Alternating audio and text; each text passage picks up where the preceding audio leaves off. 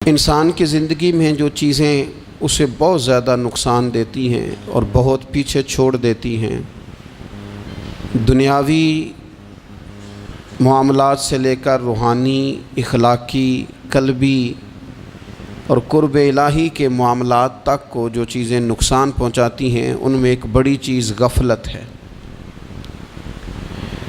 ایک لفظ ہوتا ہے جو ہمیں اکثر سننے کو ملتا ہے کہ آپ کی توجہ نہیں ہے۔ یہ ڈھیر سارے لوگوں کا مطالبہ ہوتا ہے، اہل خانہ بھی مطالبہ کرتے ہیں، کئی موقع پر والدین بھی مطالبہ کرتے ہیں، غرباء بھی مطالبہ کرتے ہیں کہ امیروں کی ہماری طرف توجہ نہیں ہے۔ اور یہ بڑی لازمی سی بات ہے کہ کسی چیز پر جب توجہ رہتی ہے تو وہ چیز بہتر ہو جاتی ہے، اور جب عدم توجہی کا لوگ مظاہرہ کرتے ہیں تو وہ معاملہ خراب ہو جاتا ہے۔ یہ جو عدم توجہ ہے اسی کو غفلت کہتے ہیں، اور جب انسان کے مزاج پر غفلت طاری ہوتی ہے اور غفلت اس پر پوری طرح غلبہ کر لیتی ہے تو پھر اس کی زرخیز زمین کو وہ بنجر کرتی ہے۔ غفلت انسانی دل کے لیے بڑی نقصان دہ چیز ہے اور انتہائی تکلیف اور ضرر کا باعث ہے۔ دلوں پر جو قحط نازل ہوتا ہے، قحط، ویران ہو جاتے ہیں دل، اور جو دلوں پر خشکی نازل ہوتی ہے کہ طبیعتیں خشک ہو جاتی ہیں، یہ غفلت کی وجہ سے ہوتی ہے۔ جو لوگ غافل ہو جاتے ہیں نا، اپنے معاملات کا دھیان نہیں رکھتے، دیکھیں نا، آپ کو کھانا کھاتے بھی غافل نہیں ہونا چاہیے۔ اگر کھانا بھی غیر معتدل کھا لیا جائے تو وہ انسان کی طبیعت کے لیے باعث ضرر بن جاتا ہے، نقصان کا باعث بنتا ہے۔ بات کرتے ہوئے بھی غافل نہیں ہونا چاہیے، کئی دفعہ جملے ایسے نکل جاتے ہیں جو انسان کے لیے پھر شرمندگی کا باعث بنتے ہیں۔ انسان کو غافل ہو کر کوئی کام نہیں کرنا چاہیے، غافل ہو کر، مدہوش اور بے ہوش ہو کر نہیں۔ غفلت دل کو ویران کرتی ہے، طبیعت میں خشکی لاتی ہے۔ غافل کبھی نہ بنے۔ قرآن مجید فرقان حمید نے ارشاد فرمایا کہ اقترب للناس حسابہم، فرمایا لوگوں کے حساب کا وقت قریب آ گیا، وہم فی غفلۃ معرضون، اور وہ ابھی بھی غفلت میں منہ پھیرے ہوئے ہیں۔ ٹائم آ گیا حساب دینے کا، لیکن وہ ابھی بھی غافل ہیں۔ ہمارے جو زیادہ تر نقصان زندگی میں ہوئے ہیں وہ صرف ہماری غفلت کی وجہ سے ہوئے۔ ہم نے چیزوں پر توجہ نہیں دی، چیزیں گڑبڑ ہو گئیں۔ جس آدمی نے پھول لگائے ہوں، پھل لگائے ہوں، کھیتی لگائی ہو، وہ دانہ ڈال کے پانی دے کے فارغ نہیں ہو سکتا، اسے توجہ کرنی پڑتی ہے۔ اور کسی نے کہا تھا مالی جیندے ہون تو پھر بوٹے سوکدے نہیں، اگر موجود ہونا ان کو سینچنے والا، رکھوالی کرنے والا، تو پھر ان کی جڑیں کبھی خشک نہیں ہوا کرتی۔ ہماری جو غفلتیں ہیں یہ بڑی ضرر کا باعث ہیں، نقصان کا باعث، اور مجبوری معاف ہوتی ہے، غفلت معاف نہیں ہوتی۔ اسکول میں پڑھتے تھے، مدرسے میں پڑھتے تھے، تو ایک مجبوری ہو گئی جی، خدا نخواستہ گھر میں کوئی پریشانی ہو گئی تو اساتذہ اس پر سزا نہیں دیتے۔ کوئی خوشی کا موقع ہے گھر میں، فیملی میں کسی کی شادی ہے، اساتذہ اس پر سزا نہیں دیتے۔ لیکن اگر کبھی پتہ چلتا تھا نا کہ یہ گھر سے تو آیا تھا لیکن مدرسے نہیں آیا، یہ اسکول نہیں آیا، رستے میں غافل ہو گیا، تو یہ بات خوفناک تھی۔ یہ قابل سزا جرم تھا کہ تو غافل ہو گیا اپنی پڑھائی سے، تو گھر سے آیا اور یہاں نہیں آیا۔ غفلت قابل سزا ہوتی ہے، مجبوری کی معافی ہوتی ہے۔ ہمارا آج کل جو مسئلہ ہے وہ غفلت کا ہے۔ ڈھیر سارے لوگ ہیں، سمجھدار بھی ہیں، سیانے بھی ہیں، معاملہ فہم بھی ہیں، باشعور بھی ہیں، تعلیم کی ڈگریاں بھی رکھتے ہیں، لیکن اگر ان کی زندگیوں کی تکلیفوں کو دیکھا جائے اور بے آباد روح کو دیکھا جائے اور سجدوں سے ان کی دوری کو دیکھا جائے تو ایک ہی بات سمجھ میں آتی ہے کہ پتہ سارا ہے لیکن لے ڈوبی ہے غفلت، توجہ نہیں کی۔ لائق بچہ بھی نالائق ترین زندگی گزارتا ہے، اس لیے کہ اس کے لائق ہونے کے ساتھ ساتھ اس کا توجہ کرنا بھی تو ضروری ہے نا۔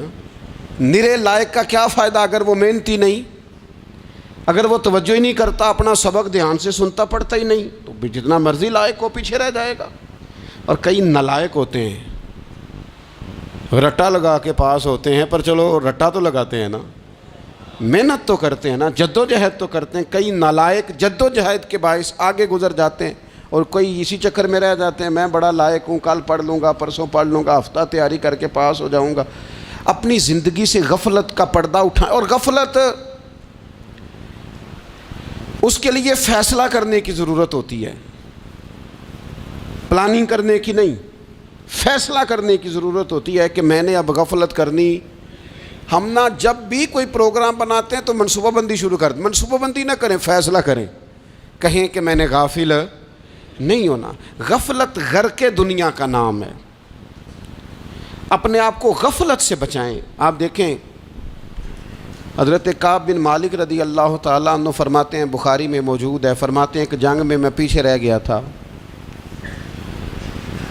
میرا خیال تھا کل چلا جاؤں گا، گھوڑے اور سواریاں میرے پاس تیز ہیں، مضبوط ہیں، پرسوں چلا جاؤں گا، تیزی سے بھاگ کے میں پہنچ جاؤں گا، میں قافلے کے ساتھ شامل ہو جاؤں گا، لیکن بس تھوڑی سستی ہو گئی، ذرا غفلت ہو گئی۔ آپ فرماتے ہیں جب سب لوگ چلے گئے حضور علیہ السلام کے ساتھ جہاد میں اور میں پیچھے رہ گیا، تو پھر جب چند دن گزر گئے اور محبوب کے واپس آنے کا ٹائم ہو گیا، تو اب میں غور کرتا سمجھتا تو مجھے مدینے میں یہاں بزدل لوگ نظر آتے، اور کون نظر آتے؟ جو منافق تھے، وہ منافق بزدل دکھائی دیتے، یا مجھے عورتیں اور بچے دکھائی دیتے۔ میں پریشان ہوا، حضور واپس آ گئے۔ جنہوں نے بہانے کیے تھے نا منافقین نے، یہ مجبوری تھی اس لیے نہیں جہاد پہ گئے، یہ جنہوں نے بہانے کیے تھے انہیں مل گئی معافی، اور میں نے سچ بولا، میں نے کہا یا رسول اللہ میں غافل ہو گیا تھا۔ اب کہتے ہیں میں نے جب کہا نا حضور سستی ہو گئی تھی، ذرا غفلت ہو گئی، تو بندہ محبوب سے ہی غافل ہو جائے، بندہ وہیں سے غافل ہو جائے۔ جو دم غافل سو دم کافر، سانو مرشد اے ہو پڑھایا۔ جب کہا نا حضور وہ غلطی ہو گئی، کوئی مجبوری نہیں تھی، تو فرماتے ہیں باقیوں کو معافی مل گئی، میرے ساتھ حضور ناراض ہو گئے۔ ایک دن نہیں، 2 دن نہیں، 50 دن حضور ناراض رہے۔ مدینے کی گلیوں نے مجھے پہچاننا چھوڑ دیا، در و دیوار سے مجھے یوں لگتا تھا کہ میں پردیسی ہوں۔ فرماتے ہیں میں مسجد میں آتا تھا، میں جب محبوب کو دیکھتا تو حضور رخ انور پھیر لیتے، اور مجھے پتا تھا جب میرا چہرہ ادھر ادھر ہوتا تو پھر کریم رحمت کی نظر فرماتے ہیں 50 دن مسلسل۔ پھر مجھے حکم ہوا کہ بیوی بھی بھیج دو، میکے بچے بھی بھیج دو، ننھال یعنی تنہا رہ جاؤ۔ فرماتے ہیں وہ میں نے قید تنہائی کاٹی، لیکن شکر اللہ کا یہ ہے کہ میں سچا تھا، بس ذرا بھول گیا تھا، بس ذرا غفلت ہو گئی تھی۔ تو فرماتے ہیں پھر اللہ تبارک و تعالیٰ نے میرے اوپر فضل یہ فرمایا کہ میری توبہ کا اعلان رب نے قرآن مجید میں فرمایا۔ تو غافل نہ بنے کبھی بھی۔ ہمارا نا مسئلہ یہ ہے، اور آپ نے ناراض نہیں ہونا، ڈھیر سارے لوگ غافل ہو جاتے ہیں، مالدار بھی غافل ہیں، صاحبان علم بھی الا ماشاء اللہ بہت ساری جگہوں پہ غافل ہیں۔ جن لوگوں کو 4 لوگ جاننے لگ جاتے ہیں، کوئی مقام حاصل ہو جاتا ہے، وہ بھی بہت ساری جگہوں سے غافل ہو جاتے ہیں الا ماشاء اللہ۔ غفلت بڑی تکلیف والا منظر ہے۔ جو لوگ سمجھتے ہیں نا میں اب گڈ بک میں آ گیا ہوں، اب میں اچھا ہو گیا ہوں، اب میرے لیے خیر کہا جاتا ہے، مجھے اچھائی شاید یہ مستقل میرے ساتھ رہے گی، تعریف ہی ہوگی ہمیشہ، وہ بھی غافل ہو جاتے ہیں۔ اور یہ غفلت ٹھیک نہیں ہوتی۔ وجہ دیکھنی چاہیے کس وجہ سے انسان کو وقار مل رہا، عزت مل رہی۔ اپنی زندگی سے غفلت کو اتار پھینکیں۔ تھوڑی دیر کی تو غفلت ہوتی ہے، لمبی تو نہیں۔ 2 منٹ کے لیے صرف اس نے ڈرائیونگ کرتے ہوئے چہرہ موبائل کی طرف کیا تھا، 2 ہی تو منٹ لگے تھے۔ لمحوں نے خطا کی تھی، صدیوں نے سزا پائی۔ لمحوں نے خطا کی تھی، صدیوں نے سزا پائی۔ ایک لمحے کے لیے غافل ہوئے تھے اور صدیاں، نسلیں روتی رہ گئیں پیچھے بچے تڑپتے رہ گئے، اہل خانہ پریشان رہ گئے، ماں باپ ساری زندگی روتے رہے، لیکن یہ 2 منٹ کے لیے یہ غفلت جو ہے یہ بڑی تکلیف والا معاملہ۔ اپنی زندگی سے غفلت کو اتارنا ہے، غافل نہیں بننا، ہر وقت توجہ اور ساری باتوں پہ توجہ۔ بعض اوقات لوگ ایک طرف توجہ کر کے ایک طرف سے غافل ہو جاتے ہیں، نہ، توجہ ہمہ پہلو رکھنی ہے۔ ہمارے ذمے جتنے بھی حقوق ہیں ان سب پر توجہ، ہر چیز کا خیال، ایسا نہ ہو کہ عبادت کرتے رہ جائیں اور حقوق العباد ہم سے چھوٹ جائیں، اور حقوق العباد اتنے زیادہ ادا کریں۔ ایک صاحب مجھے کہنے لگے ایک دفعہ بڑے وثوق کے ساتھ، کہنے لگے جی معاذ اللہ ثم نہیں جی ٹائم ملتا پھر نماز دا کی کریے، روزی کمانا بھی تو عبادت ہے نا۔ تو میں نے کہا آپ نے عبادت کرنا ایک حصہ قبول کیا ہے، آپ نے کل عبادت نہیں قبول کی۔ عبادت کل ہے، ہمہ پہلو، ایک حصہ آپ قبول کر کے نکل گئے اور باقی آپ نے چھوڑ دی۔ تو کسی ایک طرف سے بھی غافل نہیں ہونا، جتنی ذمہ داریاں ہیں، جتنی ڈیوٹیاں ہیں، ان سب کا خیال۔ اور جو بڑا آدمی ہوتا ہے، بڑا گھر میں بڑا ہو، قبیلے میں بڑا ہو، علاقے میں بڑا ہو، ادارے میں بڑا ہو، کلاس میں بڑا ہو، جو بڑا ہے اس کی تو ساری آنکھیں کھلی ہوئی ہونی چاہیے، ایک ایک پر اس کی نظر ہونی چاہیے کہ میری کہاں ضرورت ہے، کہاں مجھے اشک شوئی کرنی ہے، کس کے ساتھ میں نے کس طرح محبت کا رویہ رکھنا ہے، غافل نہ بنے۔ اچھا جی اب کیسے پتہ چلے گا کہ ہم غافل ہیں؟ یہ کیسے پتہ چلے گا؟ آپ کسی بندے سے بھی پوچھ لیں حالات کیا ہیں تو کہتا ہے اللہ کا شکر ہے کبھی کسی کا دل نہیں دکھایا، اللہ کا شکر ہے جی زمانہ ہو گیا 5 نمازیں پڑھتا ہوں، اللہ کا شکر ہے جی۔ کیسے پتہ چلے گا غافل ہیں؟ پہلی علامت ہمارے علماء اور صوفیاء نے غافل بندے کی لکھی ہے۔ اس آئینے میں نے اور آپ نے اپنا آپ دیکھنا ہے۔ غافل بندے کی پہلی علامت یہ ہوتی ہے کہ وہ دنیاوی کاموں میں چست ہوتا ہے اور اللہ اور اس کے رسول کی فرما برداری میں سست ہوتا ہے۔ یعنی نماز کے وقت تو اسے نیند ستاتی ہے، پریشانی ہوتی ہے، لیکن اگر کسی جگہ مال مل رہا ہو، پیسے مل رہے ہوں، وہاں جانا ہو تو پھر اسے کوئی چیز بھی تنگ نہیں کر۔ دنیاوی کاموں میں چست ہوگا، یعنی ٹی وی کے آگے، موبائل کے آگے وہ گھنٹوں بیٹھا ہوا ہے، اور اگر اسے 25 منٹ قرآن پاک سننا پڑ جائے، اگر اسے 20 منٹ دینی محفل میں بیٹھنا پڑ جائے، اگر اسے کہا جائے کہ تو 20 رکعت نماز نفل ادا کر، دنیاوی کاموں میں چست ہے، دینی کاموں میں، یہ غفلت کی پہلی علامت۔ پھر ذاتی معاملات پہ پیسہ خرچ کرنا ہو تو ڈھیر سارا ہے، کسی غریب کی مدد کرنی ہو تو۔ وہ ہمارے ایک دوست ہیں، وہ اکثر کہا کرتے ہیں، وہ کہتے ہیں آج کل کسی سے کہنا فلائی کام میں، دینی کام میں، کسی کی مدد میں کچھ 4 پیسے خرچ کرنے ہیں تو لوگ کہتے ہیں ہاتھ تنگ ہے۔ ہاں کوئی سستا پلاٹ ملتا ہو نا، اور اگر یہ سمجھ آ جائے کہ وہ مجبور ہے بیچارہ بیچنے والا، تو پھر کہتے ہیں میں 2-3 دوستوں کو پھاڑ لے سن۔ ذاتی کاموں میں جب بندہ چست ہو اور دینی کاموں میں سست ہو تو مطلب یہ ہے کہ بندہ غافل ہے۔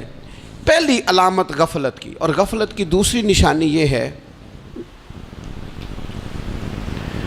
کہ انسان گناہ کے کاموں کو معمولی سمجھنے لگ جاتا ہے، یہ غافل بندے کی نشانی ہے۔ گناہ کو معمولی سمجھتا ہے، چھوٹا سمجھتا ہے۔ آج کل لوگ کہتے نہیں میں کو اکیلا کر رہا ہوں، ساری دنیا ہی کرتی ہے۔ اور جناب کیا ہو گیا اگر یہ غلطی ہو گئی تو بندے سے ہو ہی جاتا ہے۔ گناہ کو معمولی سمجھنا، چھوٹا سمجھنا، اور کہنا پھر کیا ہو گیا ہے، انسان سے غلطی ہو جاتی ہے۔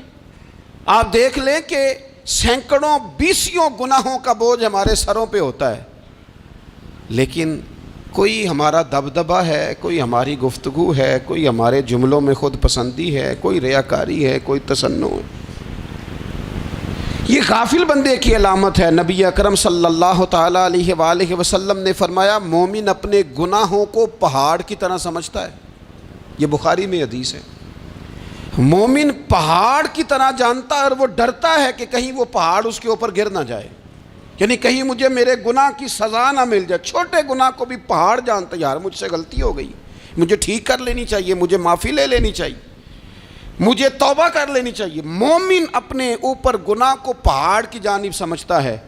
اور حضور علیہ الصلوۃ والسلام فرماتے ہیں کہ یہ جو فاسق اور فاجر ہوتا ہے نا، اللہ کا نافرمان، یہ گناہ کو مکھی کی طرح سمجھتا ہے، یہ سمجھتا ہے میں نے اشارہ کرنا ہے مکھی نے اڑ جانا ہے۔ مومن کی علامت یہ ہے کہ وہ پہاڑ جانتا ہے اگر غلطی ہو جائے تو پہاڑ۔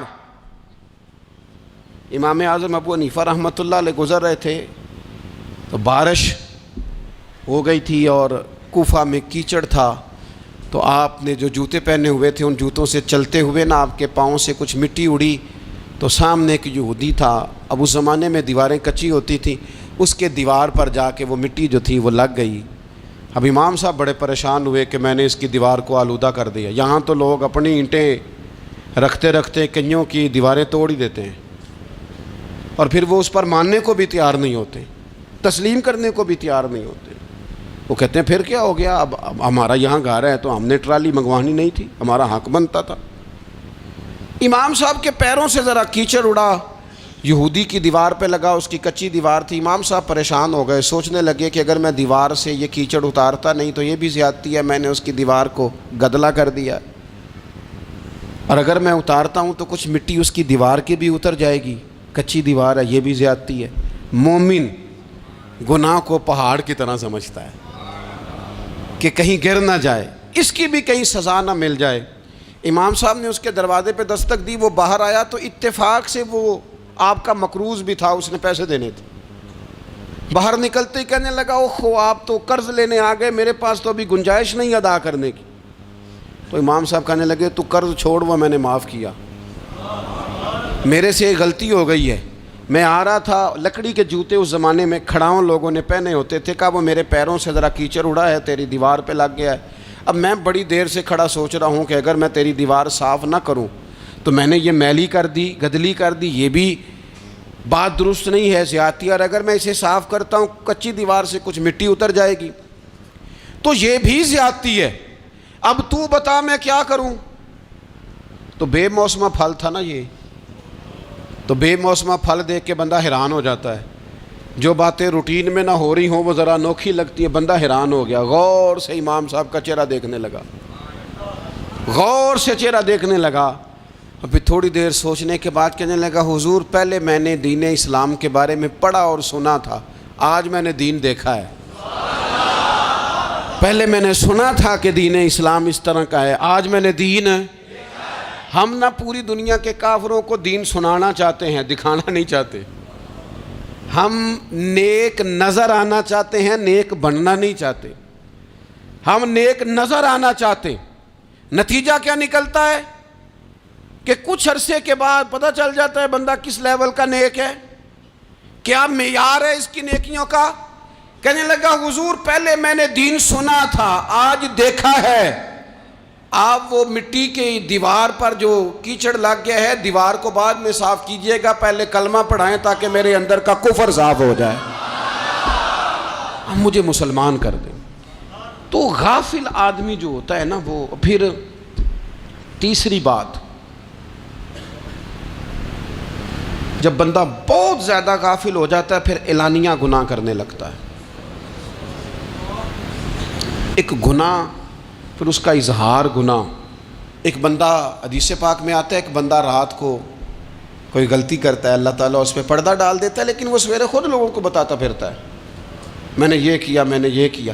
جب آپ اظہار گناہ کرتے ہیں نا تو سامنے والا بھی دلیر ہوتا ہے، کہتا ہے اس نے کیا میں کر لوں گا تو پھر کیا ہوا۔ ہمارے علماء نے لکھا ہے کسی کی نماز قضا ہو جائے تو کسی کو بتائے نہ، قضا پڑھ ڈالے، اس کا جگہ جگہ ذکر نہ کرے۔ جب آپ کہیں گے نا میری قضا ہو گئی تو آپ کے ساتھ رہنے والا بچہ دوست سمجھے گا یار اس کی قضا ہو گئی ہے تو میری بھی ہو جائے گی تو کیا ہوا۔ گناہ کرنا بھی گناہ ہے اور گناہ کا اظہار بھی گناہ ہے۔ نبی اکرم صلی اللہ تعالیٰ علیہ وآلہ وسلم نے ارشاد فرمایا میری ساری امت کو معافی مل جائے گی سوائے ان لوگوں کے جو اعلانیہ گناہ کرتے ہیں۔ یہ بخاری مسلم دونوں میں حدیث موجود ہے۔ جو اعلانیہ گناہ، جنہوں نے خود ساری دنیا کو گواہ بنا لیا، میں نے یہ بھی جرم کیا، یہ بھی کیا، یہ بھی کیا، یہ بھی کیا، خود انہوں نے لوگوں کے، بہت بڑے غافل آدمی کی علامت ہے کہ گناہ کرے اور پھر اوپر سے اعلانیہ گناہ کرے، اتنا بڑا جرم کرے۔ پھر چوتھی علامت اگر ہم دیکھنا چاہیں کہ ہم غافل تو نہیں. تو غافل بندے کی چوتھی علامت یہ ہوتی ہے کہ وہ فضول کاموں میں وقت بڑا ضائع کرتا ہے. فضولیات میں ادھر بیٹھے ہیں ادھر بیٹھے ہیں, یہاں گپ شپ ہو رہی ہے, وہاں موبائل دیکھا جا رہا ہے, پھر کچھ ٹائم ملا ہے تو پھر کہیں دور دراز کسی ہوٹل پہ کھانا کھانے چلے گئے, پھر کچھ ٹائم ملا تو چلو نکلتے ہیں ذرا کوئی ہفتہ سیر کر آتے ہیں, یہاں گپ شپ ہے, فلاں کو ڈسکس کر لیتے ہیں, فلاں کے بارے میں بات کر لیتے ہیں, سیاسی تبصرے کر لیتے ہیں, یہ تھوڑی گفتگو ہو جاتی, چلے محلے داروں پہ تبصرہ شروع کرتے ہیں, کون روٹی زیادہ کھا رہا ہے اور کس کے پاس پیسے زیادہ آ گئے, چلو جا کے پتہ کرتے ہیں. حالانکہ یہ پتہ نہیں کرنا چاہیے تھا, پتہ تو اس کا کرنا چاہیے تھا جو بیچارہ کل سے بھوکا ہے. خبر تو اس کی رکھنی چاہیے تھی جس بیچارے کے گھر میں بچوں کے لیے پہننے کو کپڑے موجود نہیں ہیں. اس پر تبصرہ یہ کرتے ہیں کہ یہ محنت کیوں نہیں کرتے, اور اگر کسی پر اللہ عطا کر دے پھر حساب ضرور لگاتے ہیں کہ ذرا معلومات کرو یہ اتنی جلدی آگے کیسے نکل گئے. غافل بندے کی علامت ہے وقت کا ضائع کرنا اور فضول کاموں میں ضائع کرنا اور بلا وجہ ضائع, اور ایسے سوالات کرنا جن کی ضرورت ہی کوئی نہیں, بالکل ضرورت ہی نہیں, کوئی مطلب ہی نہیں. لیکن ہم لوگ وقت ضائع, یہ غفلت کی علامت. غفلت اللہ والوں کی علامت کیا تھی؟ ایک بات انہوں نے زندگی میں لے لی, سیکھ لی, پھر ساری زندگی اسی پہ گزار دی. ان کا ارادہ تھا نا کشکول سیدھا کیا. کچھ لوگ ساری زندگی لیکچر قبول لے لے کے سن کے پھر بھی سمجھنے کو تیار. یہ غافل دل کی علامت ہے. اس لیے نبی پاک صلی اللہ تعالیٰ علیہ وسلم نے فرمایا دو نعمتیں ایسی ہیں جن میں اکثر لوگ غفلت میں ہیں, ایک صحت اور دوسری فراغت. لوگ بلا وجہ وقت ضائع کرتے ہیں. اللہ نے صحت دی ہے, کسی خیر کے کام میں لگائیں. اگر آپ کے پاس فارغ وقت ہے تو قرآن پاک کو یاد کریں, ترجمہ اور تفسیر سے پڑھیں, محبوب پاک علیہ السلام کی احادیث کو یاد کریں, اللہ والوں کی باتیں سنیں. وقت ملے تو عبادات میں لگائیں, نوافل میں لگائیں, تلاوت میں لگائیں, ذکر اذکار میں لگائیں, اور پھر اللہ مزید توفیق عطا کرے تو کسی کے بھلے میں وقت لگائیں. گلی سے کوئی کانٹا اٹھائیں, کوئی روڑا اٹھائیں, کوئی کسی کی مدد کریں. لیکن یہ غافل ہونے کی علامت ہے کہ اپنے وقت کو ضائع کرنا. اور پھر اسی طرح غفلت کی پانچویں علامت یہ ہے کہ اگر بندے کو دنیا سے پورا پیار ہو جائے, یعنی شب قدر میں بھی آ کے کہتا ہے یا اللہ کبھی پیسے دے دینا, شب برات والے دن بھی کہتا ہے کہ مالک اگر کبھی کوئی ایسا سبب لگ جائے نا, یعنی بیت اللہ شریف کے سامنے کھڑے ہو کے بھی اگر اس نے مال ہی مانگنا ہے وہاں بھی اس نے یہی سوال کرنا ہے, حب دنیا اتنی غالب آ جائے. تو یہ غافل ہونے کی علامت. دنیا ضرورت ہے, مقصد نہیں ہے. دنیا کی حاجت ہے, مقصد نہیں ہے. یہ مقصود نہیں. اور جب لوگ فقط دنیا کے مال کو, دولت کو, نبی پاک علیہ السلام نے فرمایا وہ لعنتی ہے جو درہم اور دینار کا بندہ بن گیا ہے, پیسوں کا بندہ بن گیا ہے. مل جائے تو خوش ہوتا ہے, نہ ملے تو تکلیف میں آ جاتا ہے. یہ غافل بندے کی علامت. مومن تو وہ ہوتا ہے کہ دولت رزق حلال ضرور کماتا ہے تاکہ کسی کے آگے ہاتھ نہ پھیلانا پڑے, کوشش ضرور کرتا ہے, پر دنیا کو جیب میں جگہ دیتا ہے, دل میں نہیں دیتا. اس کی جگہ جہاں ہے اسے وہاں رکھتا ہے, اسے دل میں جگہ. دل تو ایک ہے, اس میں رب رسول کو بسائیں گے یا کسی اور کو بسائیں گے. تو حب دنیا یہ غافل ہونے کی بہت بڑی علامت ہے. پھر اسی طرح جو بندہ رب کریم کو جانتا نہیں نا وہ بھی غافل ہو جاتا ہے. ایک تو جو یہ نہیں نہ جانتا کہ رب کریم سزا دے گا, وہ مجھے دیکھ رہا ہے, اسے نہ اونگ آتی ہے نہ نیند آتی ہے, جو اس کی معرفت نہیں رکھتا کہ میرا رب ہر وقت مجھے دیکھ رہا ہے, وہ بھی غافل ہو جاتا ہے. جسے پتہ ہونا کہ مجھے دیکھ رہا ہے وہ غافل نہیں ہوتا. اور جو یہ سمجھ لیتا ہے نا کہ شاید معاذ اللہ ثم, اس یقین کو پکا نہیں کرتا, وہ غافل ہو جاتا ہے. اور ایک جو یہ نہیں نہ جانتا کہ رب مہربان کتنا ہے وہ بھی غافل ہو جاتا ہے. مجھے بتائیے سب سے زیادہ تو بندہ اس کے دروازے پہ جاتا ہے نا جو سب سے زیادہ مہربانی کرنے والا ہو. اس دروازے سے بندہ اٹھتا ہی نہیں.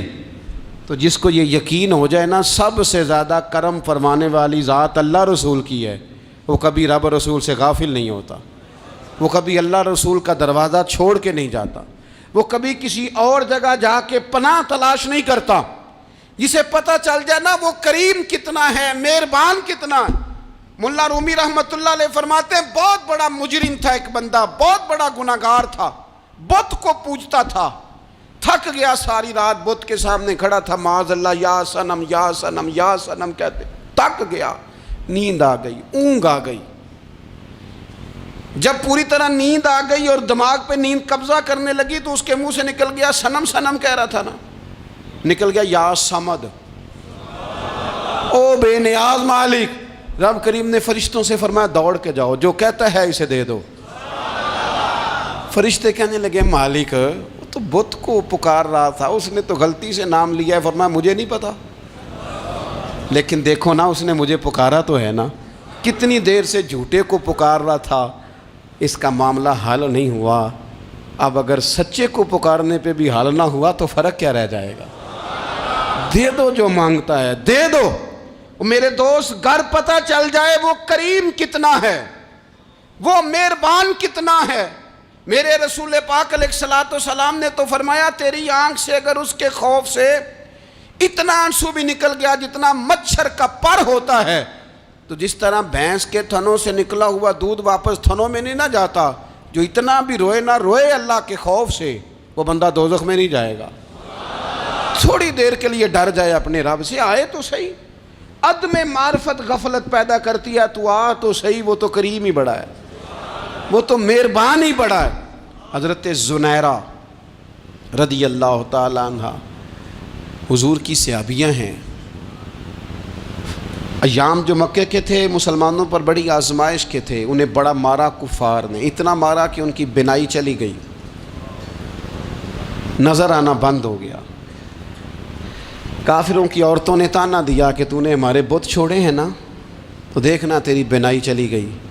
تو جناب زنیرہ اللہ پہ بھروسہ، توکل، معرفت الہی کا جذبہ، اٹھ کے کھڑی ہو، کہنے لگی چپ کرو، تمہارے جھوٹے بت کیا کر سکتے ہیں، میرا رب چاہے تو صبح جب میں اٹھوں تو میری آنکھیں روشن ہوں، اگر کریم کرم کر دے۔ لوگ کہتے ہیں واقعی ایسا ہوا، جب وہ سویرے اٹھیں تو اللہ نے ان کی روشنی واپس کر دی تھی۔ تجھے پتہ چل جانا وہ مہربان کتنا ہے۔ وہ ایک بزرگ تھے تو ان سے کسی نے کہہ دیا کہ اگر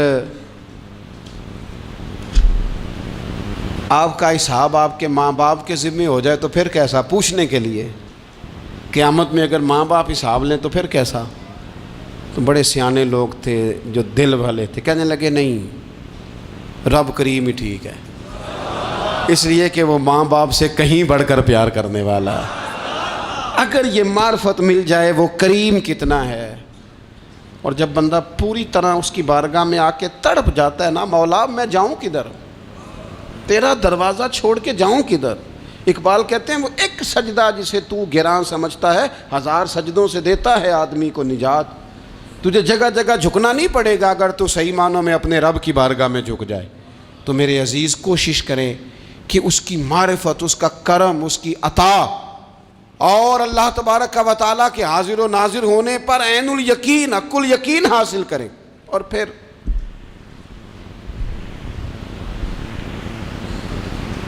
آٹھویں بات یہ ہے کہ غافل لوگوں کی صحبت بھی بندے کو غافل کر دیتی ہے۔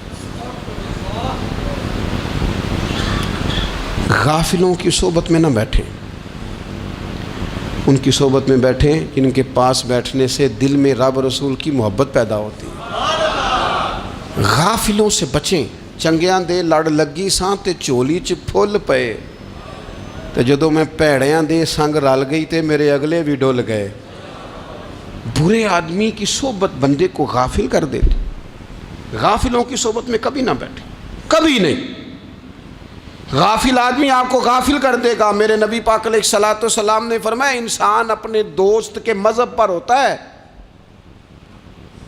یہ بہت بڑے لفظ ہیں۔ فرمایا المرء علی دین خلیلہ، انسان اپنے دوست کے مذہب پر ہوتا ہے۔ تو دیکھ تو نے دوست کس کو بنایا ہے، جو تیرے دوست کا مذہب ہوگا وہی تیرا ہو جائے گا۔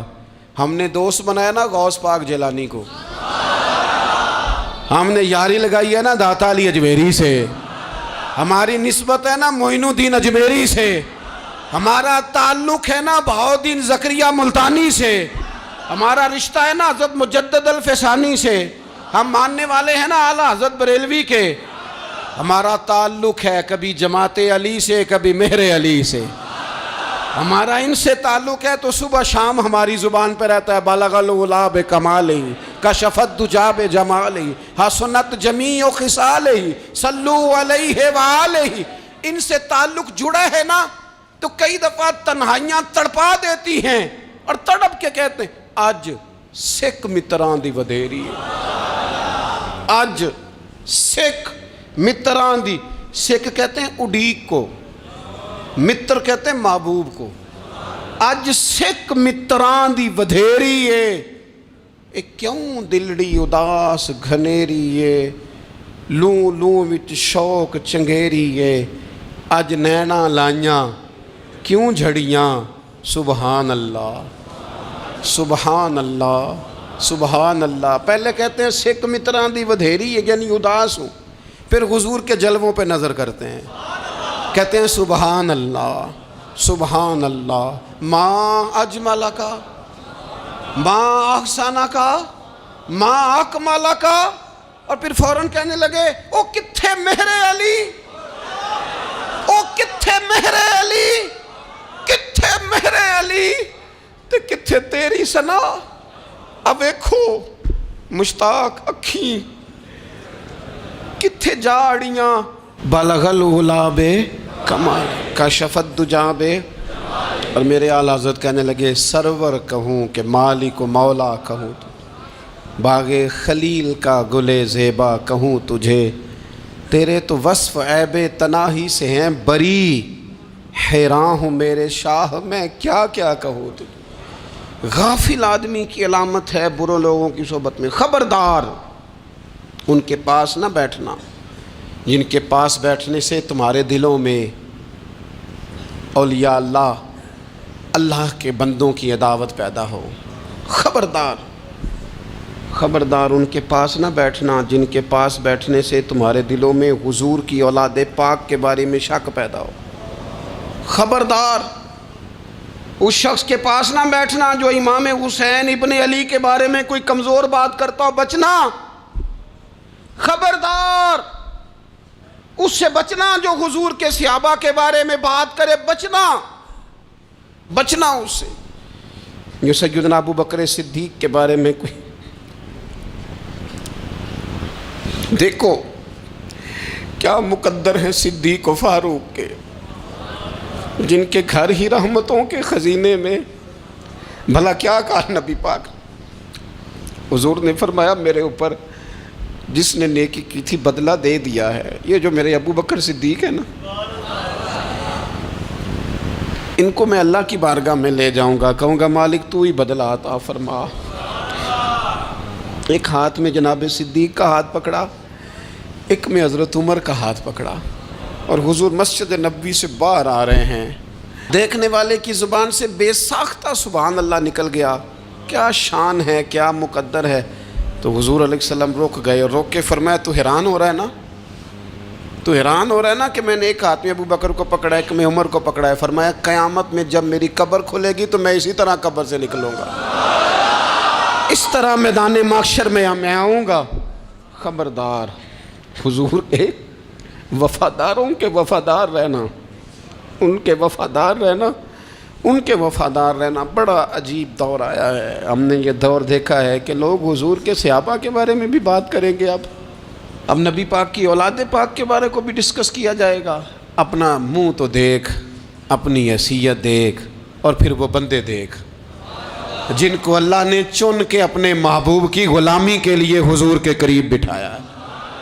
تو بچنا ایسے لوگوں سے، پرہیز کرنا، خبردار عقیدہ ستھرا رکھنا، عقیدہ ستھرا رکھنا، صاف رہنا، پاکیزہ رہنا، غافلوں کی صحبت سے بچنا۔ بڑا ڈرتے ہیں اللہ سے، دعائیں مانگتے ہیں، یا اللہ نسلوں میں بھی وہی بندے پیدا فرما جو عقیدے پکے رکھنے والے ہیں، وہ بندے پیدا فرما ہماری نسلوں میں۔ ایک وہ بندہ بھی غافل ہو جاتا ہے جو امیدیں لمبی لگا لیتا ہے، جن کے منصوبوں میں دولت بھی ہوتی ہے، گھر بھی ہوتا ہے، اولاد کا بڑا ہونا بھی ہوتا ہے، پوتے پوتیاں نواسے نواسیاں دیکھنا بھی ہوتا ہے، یہاں بھی گھر وہاں بھی گھر، یہ سیر، یہ سارا کچھ ہوتا ہے، لیکن رب کی بارگاہ میں پیش ہونا جن کے پیش نظر نہیں ہوتا۔ لمبی امیدیں۔ حضرت مولا علی شیر خدا فرمایا کرتے تھے، میں تم پر دو باتوں کا خوف کھاتا ہوں، جو ڈر آتا ہے، ایک یہ کہ تم خواہش کی پیروی کرو گے، جو نفس کی خواہش ہوگی اس کے پیچھے لگ جاؤ گے، اور ایک کہ تم لمبی لمبی امیدیں باندھو گے، اتنے سال جینا ہے، اتنے 100 سال جینا، یہ کرنا ہے وہ کرنا ہے۔ منصوبہ بندی کریں مستقبل کے لیے، وہ بری نہیں، لیکن تیاری رکھیں، تیاری رکھیں، اس بات کا بھی خیال رکھیں کہ اللہ کی بارگاہ میں حاضر ہونا۔ یہ غفلت کی چیزیں ہیں جو بندے کو غافل کر دیتی ہیں۔ جو لوگ اللہ کا ذکر نہیں کرتے وہ بھی غافل ہو جاتے ہیں، اور جو فضول باتیں زیادہ کرتے ہیں نا، ہنستے زیادہ ہیں۔ فَلْيَضْحَكُوا قَلِيلًا وَلْيَبْكُوا كَثِيرًا، قرآن کہتا ہے زیادہ رویا کرو، کم ہنسا کرو۔ نبی پاک علیہ الصلوۃ والسلام سے پوچھا تھا حضرت عقبہ بن عامر نے کہ یا رسول اللہ نجات کس چیز میں ہے؟ تو نبی پاک علیہ الصلوۃ والسلام نے فرمایا ایک تو اپنی زبان قابو میں رکھو، دوسرا فرمایا اپنے گھر میں ٹھہرے رہو، تمہارا گھر تمہارے لیے کافی ہو، فضول نہ نکلو گھر سے، اور تیسرا فرمایا اپنی خطاؤں پہ رویا کرو۔ کثرت کلام اور فضول کلام اور بلا وجہ یہ بندے کو غافل کرتا ہے، دل کو سخت کرتا ہے۔ یہ چند چیزیں ہیں جو انسان کو غفلت میں ڈالتی ہیں۔ اپنے آپ کو ان چیزوں سے بچائیں اور غفلت کو توڑیں۔ آپ کے ذمے، میرے ذمے جو حقوق العباد ہیں ان کا پتہ کریں، جو اللہ رسول کے حقوق ہیں ان کی خبر دیکھیں، ہماری جو ذمہ داریاں ہیں ہم کس طرح انجام دے رہے ہیں اس پر توجہ کریں، اپنے معاملات کو ٹھیک کریں۔ ہم انسان ہیں، کوتاہیاں تو رہ جائیں گی، لیکن جب کوشش کریں گے تو پھر رب تعالیٰ مدد بھی فرمائے گا۔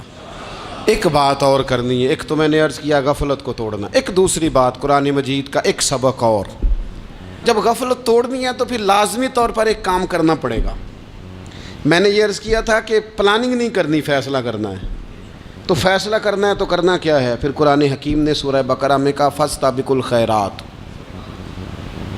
یعنی تم نیکیوں کی طرف دوڑو، جلدی جلدی نیکیاں کرو، فٹافٹ، دیر نہ کرو۔ فٹافٹ سے مراد یہ نہیں کہ نیکی جلدی جلدی کر جاؤ، یعنی ٹال مٹول نہ کرو خیر کے کام میں، کل کریں گے، پرسوں کریں گے، عمرہ کر رہے ہیں پھر نیکی ہیں، حج کر رہے ہیں پھر نیکی ہیں، بچے بیال ہوں پھر میں نیک ہوں، یہ تھوڑا سا یہ کام ٹال مٹ۔ فاستبقوا الخیرات، نیکیوں کی طرف دوڑو، جلدی کرو، بھاگو۔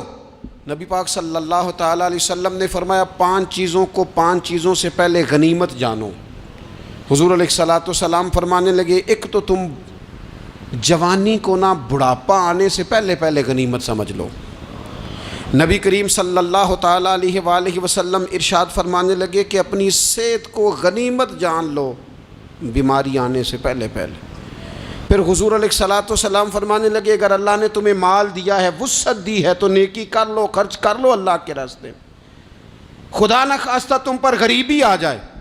اور پھر حضور سید عالم صلی اللہ تعالیٰ علیہ وسلم فرمانے لگے اگر تمہیں اللہ نے کچھ فراغت دی ہے، بہت زیادہ مصروف نہیں ہو، تو غنیمت جان لو، جلدی سے نیکی کر لو قبل اس کے کہ تم مشغول ہو جاؤ۔ اور 5ویں بات حضور نے بیان کی، فرمایا زندگی کو غنیمت جانو، موت آنے سے پہلے پہلے جلدی سے نیکی کر لو۔ نیکی کے لیے ساری زندگی منصوبہ بندی نہ کرتے رہو، نیکی کے لیے دیکھو نا، ہماری زندگی میں یہاں دنیا میں رہ کے چند منٹوں میں وہ نیکی کی جا سکتی ہے جو قیامت کے بعد صدیوں کا ہمارا فائدہ کرے گی، صدیوں کا فائدہ کرے۔ کرتے نہیں، پلاننگ کر رہے ہیں، منصوبہ بندی کر رہے ہیں، بس تیاری کر رہے ہیں، بس حضرت آپ دعا کر دیں، اللہ تعالیٰ دعائیں بھی قبول فرمانے والا ہے، لیکن جو نیکی نصیب ہوتی ہے اسے جلدی سے کر گزریں، اسے فٹافٹ کریں۔ میں ایک گاؤں میں گیا، اب تو خیر وہ دور نہیں رہا، یہ 10-15 سال 20 سال پہلے نا جو نوجوانوں کی مصروفیات ہوتی تھیں ان میں سے ایک مصروفیت یہ ہوتی تھی کہ گندم لے کے چکی پہ جانا ہے، آٹا پسوا کے لانا ہے۔ یہ ایک بڑی، چونکہ سبھی گھروں کے اندر سال کے لیے گندم سٹاک کر لی جاتی تھی، تو گندم لے کے جانا یہ ایک ڈیوٹی ہوتی تھی۔ ایک نوجوان ایک گاؤں میں، اس کی مجھے تعریف سننے کو ملی، تو ایک بوڑھی اماں کہنے لگی یہ تو بڑا نصیباں والا ہے، سارے دا آٹا پیا لے ہوندا ہے۔ اور آتے جاتے پوچھ لیتا ہے کہ اماں کوئی کہنے لگی میرے بچے باہر ہوتے ہیں، یہ مجھے دوائی بھی لا دیتا ہے شوگر کی، میں مریضہ ہوں۔ یعنی خیر جتنی ہو سکے، جتنی۔ میرے ایک سنگی ہیں تو سڑک پہ کوئی بندہ کھڑا ہوتا ہے نا، اللہ تعالیٰ انہیں سلامت رکھے، بندہ کھڑا ہوتا ہے تو کہتے ہیں میں اس سے پوچھ لیتا ہوں بابا جی کدھر جانا ہے، فلانی جگہ جانا ہے، تو کہتے ہیں میں موٹر سائیکل پہ بٹھا لیتا ہوں۔ بندہ دیکھ کے مجھے سمجھ آ جاتی ہے ضرورت مند ہے، کوئی چور نہیں، کوئی ڈاکو نہیں، ضرورت مند ہے۔ میں اسے منزل تک نیکی جتنی میسر آئے، جس حد تک میسر آئے۔ کیا کہا ہمارے نبی پاک علیہ السلام نے؟ حضور نے ہم سے فرمایا کچھ نہ ہو سکے تو بات ہی مسکرا کے کر لینا، اس پر ہی اللہ صدقے کا ثواب عطا کر۔ فاستبقوا الخیرات، جلدی سے نیکی کر لو، اپنے نامہ اعمال میں روز نیکیاں جمع کرو، کوئی نہ کوئی خیر کا کام روز کرو اور جلدی سے کرو۔ صحیح مسلم میں حدیث ہے، نبی پاک صلی اللہ تعالیٰ علیہ وسلم فرمانے لگے جلدی جلدی نیکی کے کام کر لو ان فتنوں سے پہلے جو اندھیری رات کے حصوں کی طرح فتنے ہوں گے۔ فرمایا اس وقت حال یہ ہوگا کہ آدمی صبح مومن ہوگا، شام کو کافر ہو جائے گا، شام کو مومن ہوگا تو صبح کافر ہو جائے گا۔ اور فرمایا لوگ دنیا کے بدلے اپنا دین تک بیچ ڈالیں گے۔ معاذ اللہ جھوٹی قسمیں نہیں کھائی جاتی، جھوٹا قرآن مجید نہیں لوگ اٹھا لیتے، لوگ دنیا کے لیے دین بیچ ڈالیں گے۔ اس سے پہلے جب فتنے اتنے زیادہ ہو جائیں، اس سے پہلے نیکی کر لو، کوئی خیر کا کام کر لو، جلدی سے کچھ ایسا کر لو۔ حضرت عقبہ بن حارث رضی اللہ تعالیٰ عنہ فرماتے ہیں یہ دیکھیں ہمارے نبی پاک علیہ السلام کی سیرت کیا ہے، حضور کا اسوہ کیا ہے، نبی پاک علیہ السلام ہماری تربیت کس طرح کرتے ہیں۔ حضرت عقبہ بن حارث رضی اللہ تعالیٰ عنہ کہتے ہیں ہم نے نبی پاک علیہ السلام کے ساتھ عصر کی نماز پڑھی، یہ صحیح بخاری میں موجود ہے۔ فرماتے حضور سلام پھیرتے ہی فوراً اٹھ کے گھر تشریف لے گئے۔ یہ ہمارے لیے انوکھی بات تھی، غیر متوقع تھی، پہلے کبھی ایسا ہوا نہیں۔ سلام پھیرا نماز کا، حضور جلدی سے تشریف لے گئے۔ اب ہم حیران تھے اور حیرت انگیز طور پر حیران تھے کہ کریم اتنی جلدی تشریف لے گئے۔ تھوڑی دیر ہوئی حضور واپس آ گئے تو محبوب پاک علیہ السلام فرمانے لگے گھر میں ایک چھوٹی سی ڈلی، ایک چھوٹا سا ٹکڑا سونے کا پڑا تھا، مال آیا تھا سارا صدقہ کر دیا، وہ تھوڑا سا پڑا تھا، اچانک مجھے یاد آیا وہ تو پڑا رہ گیا۔ تو حضور فرمانے لگے میں نے کہا کہیں ایسا نہ ہو جائے کہ ساری رات گزر جائے اور میرے گھر میں پڑا ہی رہ جائے، میں جلدی سے جا کے اسے خیرات کر دوں۔ میں نے خیرات کیا پھر میں واپس آ گیا ہوں۔ جلدی سے نیکی، جلدی سے نیکی کر لی جائے۔ ہم بڑا انتظار کر رہے ہیں، بڑا لمبا ہمارا پروگرام ہے، ہمارے پاس ٹائم ہی بڑا ہے، کسی نے کان میں کہہ دیا ہے تیرے پاس بڑا وقت ہے، ابھی تو بڑی عمر پڑی ہے، ابھی تو جناب او میرے بھائی یہ لوگوں کے کہنے کی باتیں ہیں، پھر پتہ ہی نہیں چلتا حالات کس طرح کے ہو جاتے ہیں اور کیا معاملات انسان کے ساتھ درپیش ہوتے ہیں۔ جتنی خیر میسر آئے، جتنا بھلا میسر آئے، جتنی انسان کو توفیق ملے۔ میں نے بزرگوں کو دیکھا، اپنے اصحاب کو، پہلے وہ خدام سے کہتے کہ میں سونے لگا ہوں اور پابند کرتے لوگوں کو کہ فلاں وقت، بزرگوں کو میں نے دیکھا اپنے، وہ پابند کرتے لوگوں کو کہ فلاں وقت میں موجود ہوں گا آنا، خود پابند فرماتے، اور پھر جب بیدار ہوتے تو سب سے پہلے خدام کو بلا کے پوچھتے کوئی مہمان تو نہیں آیا؟ اور جناب آپ نے خود ہی تو پابند فرمایا فلاں دن آنا۔ کہنے لگے چل یار اگر کوئی آیا تو مجھے ملا لو، میری ملاقات کرا لو۔ کیوں؟ اس لیے کہ دور سے آیا ہے، مجھ سے ملنے آیا ہے، کوئی خیر کی بات سیکھنے آیا، چلو میرے نامہ اعمال میں کوئی نیکی جائے گی، کچھ نہ کچھ خیر جمع کر لی جائے، کچھ نہ کچھ ڈیوٹی کر لی جائے، کچھ کام کریں اور جلدی سے کریں۔ حضرت جابر ابن عبداللہ انصاری رضی اللہ تعالیٰ عنہ بیان کرتے ہیں، یہ بھی بخاری میں موجود ہے، کہتے ہیں ایک صحابی نبی پاک علیہ السلام کی بارگاہ میں حاضر ہوئے غزوہ احد کے موقع پر، اور حال ان کا یہ تھا کہ وہ کھجور کھا رہے تھے اور کھجور انہوں نے منہ میں رکھی ہوئی تھی۔ حضور کی بارگاہ میں حاضر ہوئے اور عرض کرنے لگے یا رسول اللہ صلی اللہ تعالیٰ علیہ وسلم اگر میں شہید کر دیا جاؤں تو کہاں جاؤں گا؟ حضور فرمانے لگے جنت میں۔ تو کہتے ہیں انہوں نے جو کھجور منہ کے اندر تھی وہ انہوں نے نگلی نہیں، اندر نہیں لے گئے، اس کو باہر نکالا اور دوڑ کے آگے بڑھے اور جنگ کرنی شروع کر دی۔ اور لڑتے لڑتے شہید ہو گئے۔ کیا سبق دیا انہوں نے؟ سبق یہ دیا کہ نیکی کرنے میں اتنی دیر بھی نہیں کرنی جتنی کھجور کھانے میں دیر لگتی ہے۔ جلدی سے نیکی کرنی ہے، فٹافٹ نیکی کرنی، اس کے اندر ٹال مٹول نہیں کرنا۔ اسی وقت انہوں نے کھجور باہر نکال دی، دوڑ کے انہوں نے حضرت انس بن نضر رضی اللہ تعالیٰ عنہ، حضرت انس بن مالک رضی اللہ تعالیٰ عنہ کے چچا ہیں، میدان احد میں نا، احد پہاڑ کے قریب کھڑے تھے، لوگوں سے کہہ رہے تھے جلدی جلدی ادھر آؤ، وہ جنت جو انسان کو انتقال کے بعد نصیب ہوگی اور قیامت کے بعد نصیب ہوگی، فرماتے تھے مجھے تو ابھی احد پہاڑ کے اندر سے جنت کی خوشبو آ بھی رہی ہے، لہذا جلدی سے آؤ، ادھر دوڑو، جہاد کرو، آؤ کفار سے لڑیں۔ تو نیکی میں دیر نہیں کرنی، جو نیکی میسر آتی ہے، جس کو میسر، ماں باپ میسر ہیں تو خدمت کر لیں، اہل خانہ ہیں تو حسن سلوک کر لیں، اللہ نے اولاد دی ہے تو اچھی تربیت کر لیں، دوست ہیں تو خیر خواہی کر لیں، اگر آپ کو اللہ رمضان عطا کرتا ہے تو زیادہ سے زیادہ اس کی عبادت کر لیں، اگر نظر ٹھیک ہے تو تلاوت زیادہ سے زیادہ کر لیں، زبان چلتی ہے تو رج رج کے مدینے والے محبوب پہ درود و سلام پڑھ لیں، اللہ تعالیٰ کا ذکر کر لیں، جلدی سے خیر جمع کریں، اپنے وقت کو ضائع نہ کریں۔ یہ آج کا سبق ہے۔ ایک تو ہم نے فیصلہ کرنا ہے کہ بس غفلت نہیں، اب غفلت، اب انشاءاللہ اللہ اللہ کرنی ہے، اب کوئی خیر کا کام کرنا ہے۔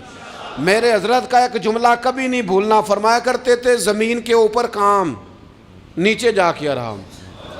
یہ چھوڑ دیں، اتنے گھنٹے سونا ہے تو یہ کرنا ہے تو میری نیند میں دخل کوئی نہ ڈالے، پھر سوتے ہی رہ جائیں گے، سوتے ہی رہ جائیں۔ زمین کے اوپر کام اور نیچے جا کے جاگنا ہے، جاگ لے افلاک کے سائے تلے، پھر حشر تک سوتا رہے گا خاک کے سائے تلے۔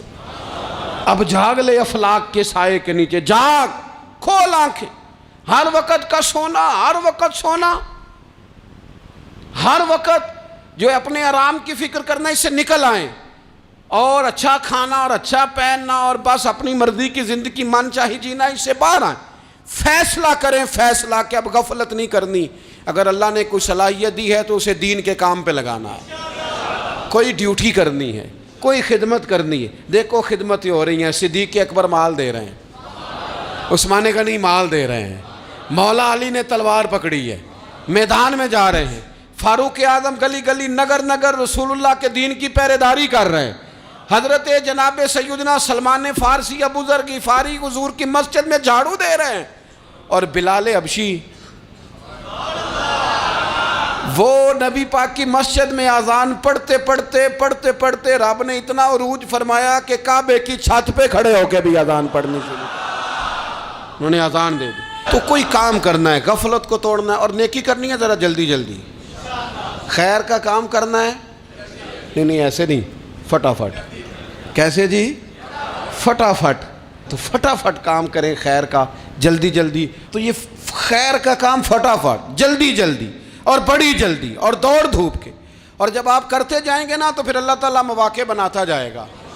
آپ سے میری اپیل ہے، بالخصوص میرے ساتھ جو وابستہ سنگیاں، جو پیار کرنے والے ہیں، دو باتیں آج آپ نے لے کے جانی ہیں گھر۔